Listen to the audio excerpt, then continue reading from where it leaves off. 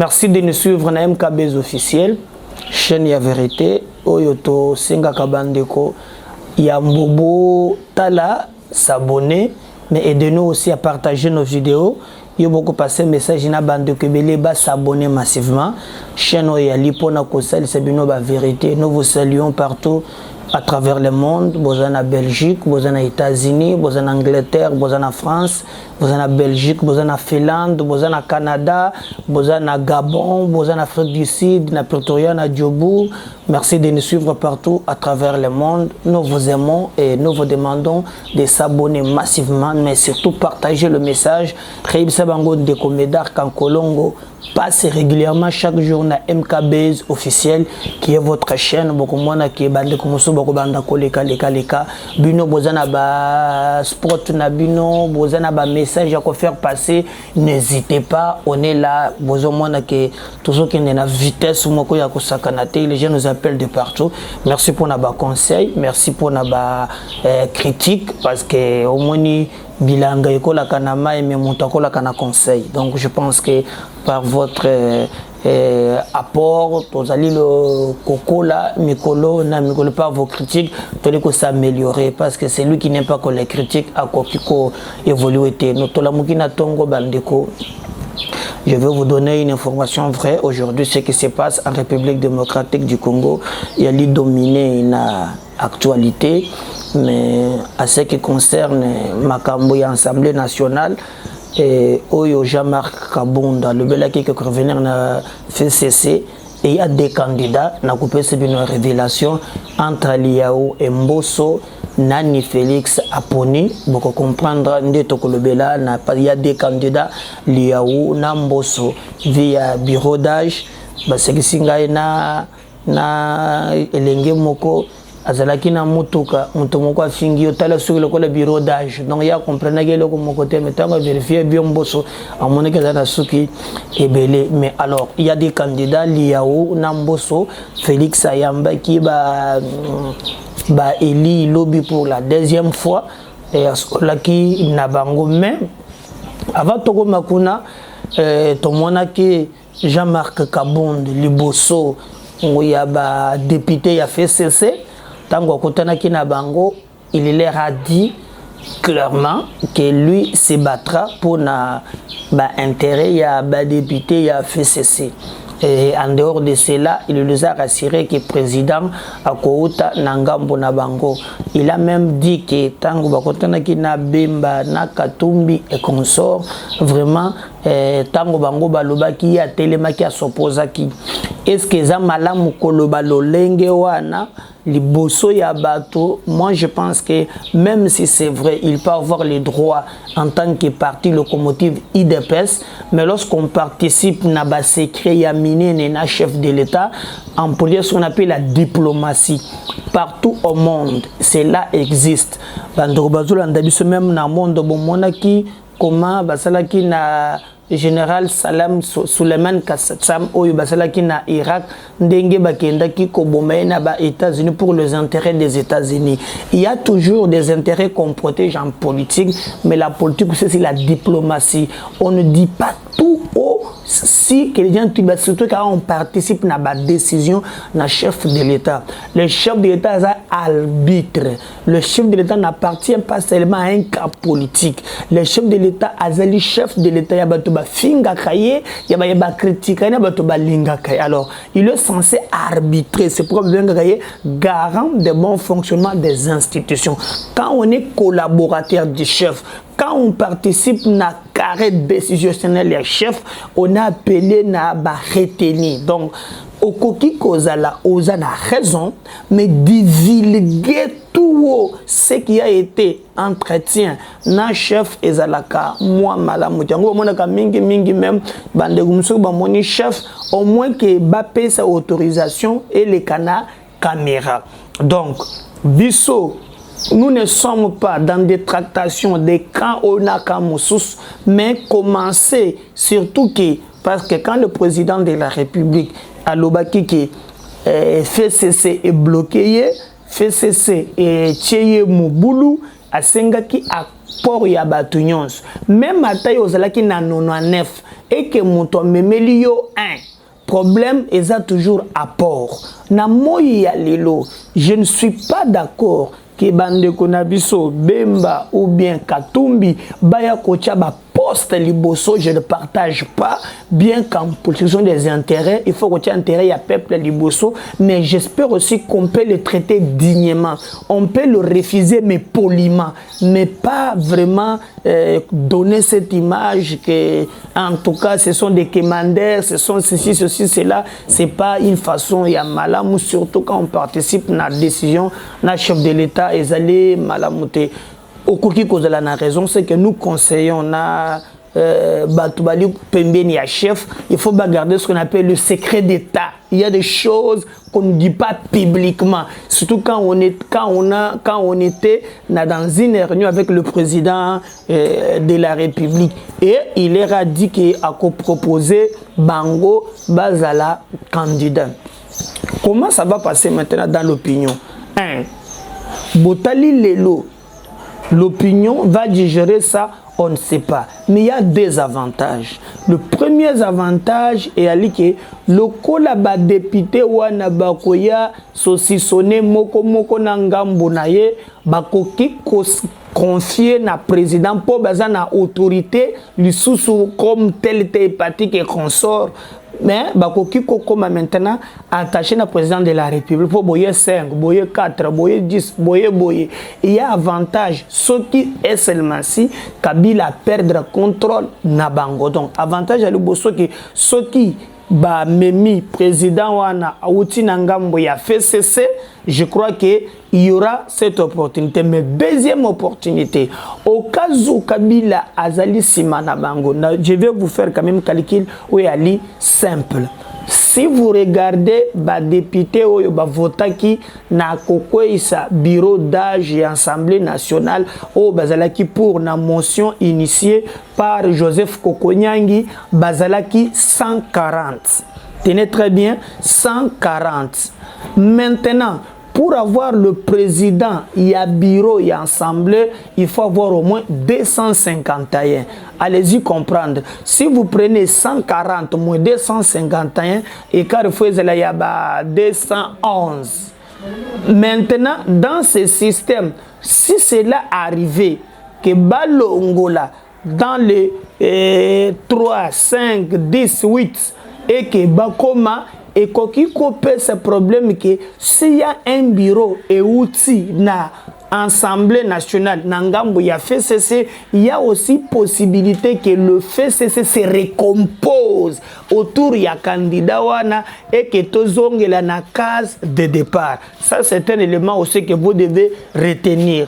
Mais nous avons dit aussi bah député y ensemble lobby bah sale une déclaration pour que Makambonyon Jean-Marc Kabunda lobaki ezali lukuta biso to sengipe bandeko y ensemble même y a MLC bazo attitude y a Modeste Bahati Lukwebo si vous prenez Bahati na Bemba, si le poids, na poids politique, c'est Bahati Lukwebo qui totalise à lui seul 41 élus na niveau et assemblée nationale.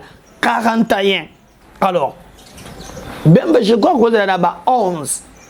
Sozu muntu ya 41 muntu ya 11 muntu ya 41 à l'équier. Mais vous constaterez que Bahati a construit la déclaration à tout moment. En politique, on peut gagner dans les coulisses, on peut gagner dans la diplomatie qui kotinda kabato tout moment ça la déclaration vous allez compromettre ta chance il y a négociation. C'est lorsque ils allaient capoter, on monte les enchères mais on refuse de trop parler de faire que beau frustré bande comme sous. Alors bah cette déclaration pour le bac non Makambonyon so Kabunda lobaki ezali vraiment vrai et ali alukuta ezali. Le plus important ezali que non ba mekapé copier sa image à classe politique na biso ndenge mususu tomonaki na tango ya kala un ancien président Sénégal a benga ki la classe politique di mature bazana maturité te Parce que notre classe politique, quand il s'agit de postes, changer même dans titre, cahier des charges, mais en réalité, je comprends que ce sont des gens qui sont là pour un poste, mais vous ne trouverez jamais quand on tue à l'est, quand il n'y a pas d'eau, quand il n'y a pas d'électricité, ceux qui sont dans Sangamamba, ceux qui sont dans pompage, ceux qui sont dans Masangambila, ceux qui sont dans Yipen, dans Maïzelo, c'est très grave. Donc ces gens-là, en termes,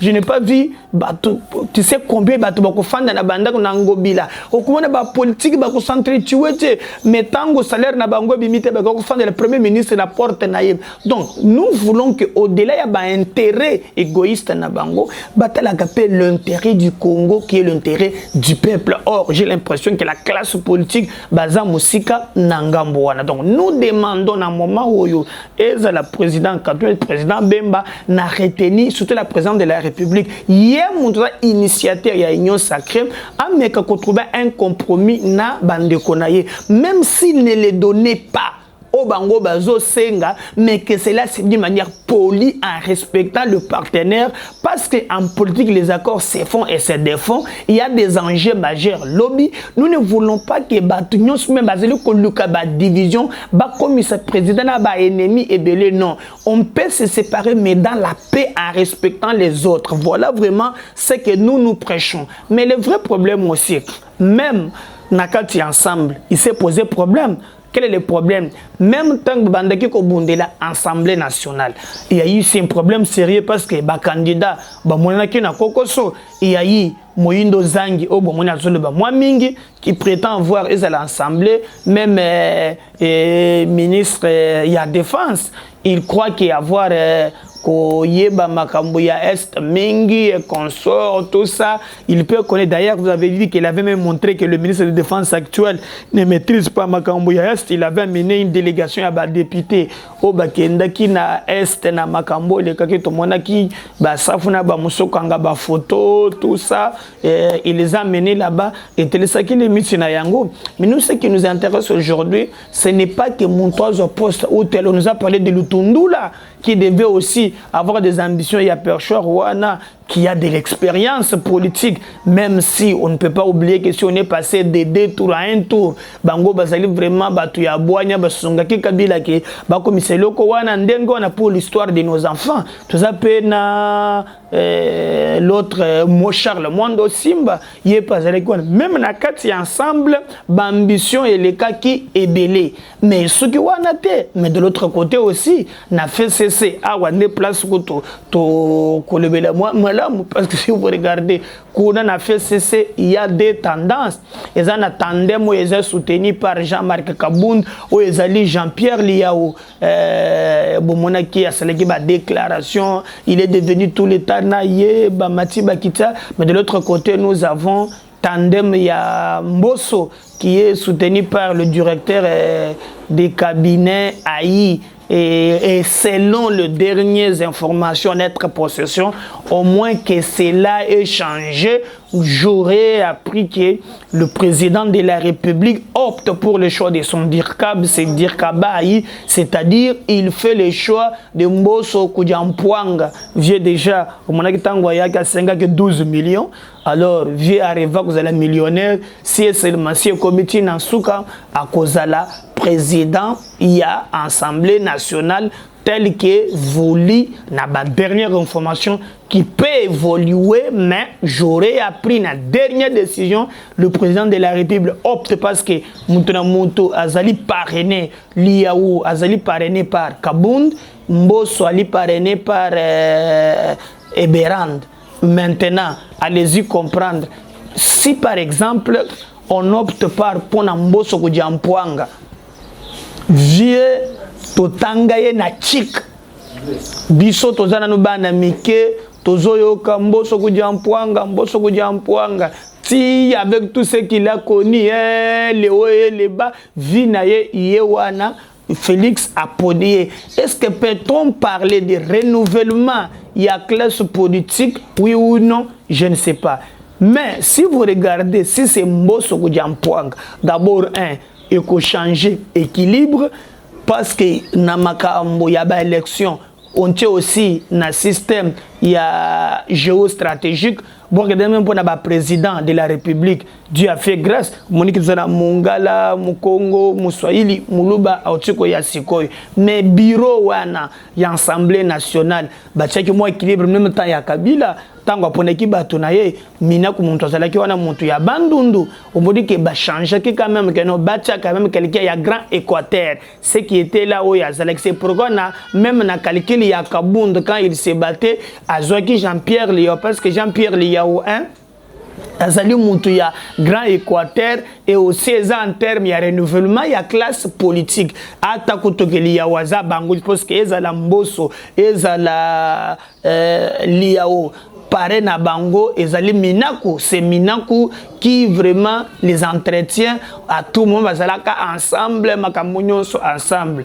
mboso il est entretenu par Kabila tout le temps comme c'est ministre vice-ministre j'aurais même appris que même makambo élection ezala kikoko c'est toujours Kabila na makambo mosusu ndenge lekaki est-ce que si lelo aujourd'hui na choix oh na nous a confirmé mais ba source na biso si cela c'est confirmé parce que nous aurons appris que ekoleka est-ce que le peuple bakoki causer quelque chose ya malamu na viembo sokodi ampoanga d'abord hein ce qui est avec le poids de son âge est-ce qu'il va encore donner quelque chose de est-ce que à cause de la santé naie et qu'on permettre tout le temps à la wana vie les enjeux actuels et zo senga quand même un sang on ne sait pas, mais j'aurais appris que le choix Oyo Basalaki na président de la République, j'aurais appris na basource nangai à moins que mes sources makambo évoluent contrairement, mais na liao na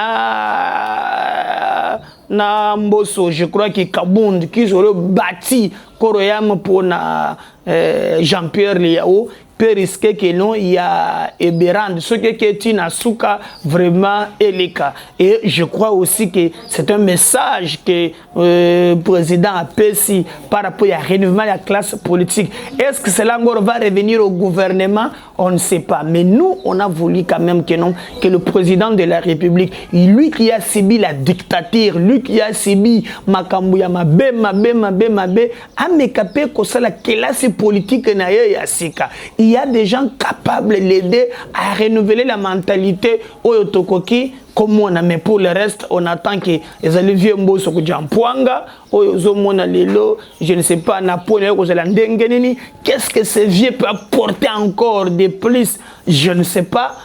Est-ce que Mituna est pour nous, nous pensons qu'on croise les doigts, on regarde, mais en entretemps, de l'autre côté, Bemba Katumbi et consorts, bah, c'est des déclarations à Bangolobi. On va voir ce que ça va donner pour revenir juste après ça. Mais en attendant, aux hommes qui bango moko banda koloba makambo et sali baluki sali boy n'ensemble regardez. Na moni lobi na fleuve Congo hôtel degré ba député même les députés négocient donc chaque député négocie bon tout le monde veut être ministre tout le monde veut être boyaka na politique ko salela peuple to comme salela yo lingo comme ministre peuple a voté quelles conditions ça c'est grave na lobi degré ba politicien congolais ba lingi solo ba lingi mbongo Mama, député congolais na mbongo okonjimante. Donc, et comme ça passe. Mais maintenant, est-ce que Jean-Marc Kabund, qui prétend avoir être l'homme clé, a condiment que candidat na liao et quoi au profit il y a Eberand oyo j'aurais appris que Ezali Viemboso je ne sais pas au moins que ba source na biso et bako trahir biso c'est de un DD est-ce que FCCP parce que Kabila ayambaki je vous rappelle que Kabila ayambaki na Katanga Batunyonso même na président Ligue des jeunes na bango pour na bango Kabila alobi batoyo bakei bakende na bango mais lui va se reconstruire pour na kosa la politique autrement. Est-ce que FCCP a présenté candidat naïe? On ne sait pas. C'est lorsqu'on pense en politique qu'on est arrivé Il y a qui pense que le président est déjà arrivé, tout va très bien. Non, c'est lorsqu'on croit qu'on est arrivé qu'on tombe. Mais lorsqu'on pense qu'on a des efforts encore à atteindre, que c'est performer du jour au jour. Donc, si le fait c'est Nathalie Sibino a TP candidat, échantillon ezali dernier et le kotomoni asuka vote il y a bureau d'âge automoni 140 députés qui voté contre bureau d'âge alors que ba voté que ba musu bazakona ba voté qui na bureau ya Mabunda, ils ont encore voté contre vieux Mbosso lengi kolobaki. Même les gens qui se donnent totalement au FCC ils sont des gens baliaka demi-tout baza la recherche ya koluka ba poste donc et ko baluka à tout moment. C'est là où nous disons nous le plus important ce n'est pas que mututo tel azabisikawana mais nous demandons au-delà ya ba calculer na bango ba intégrer aussi donne la souveraineté, il y a peuple parce que notre peuple commence à corpir.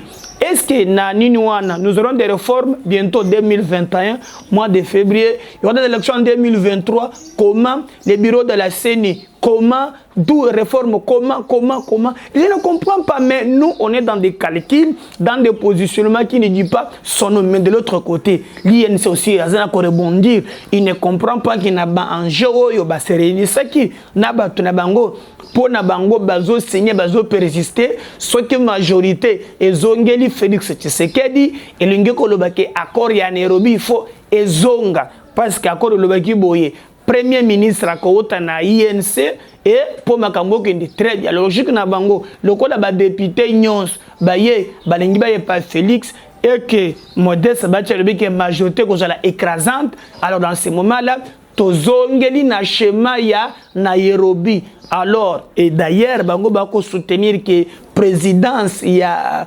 assemblée et zonga na IDPS pour te bango bazwa primature.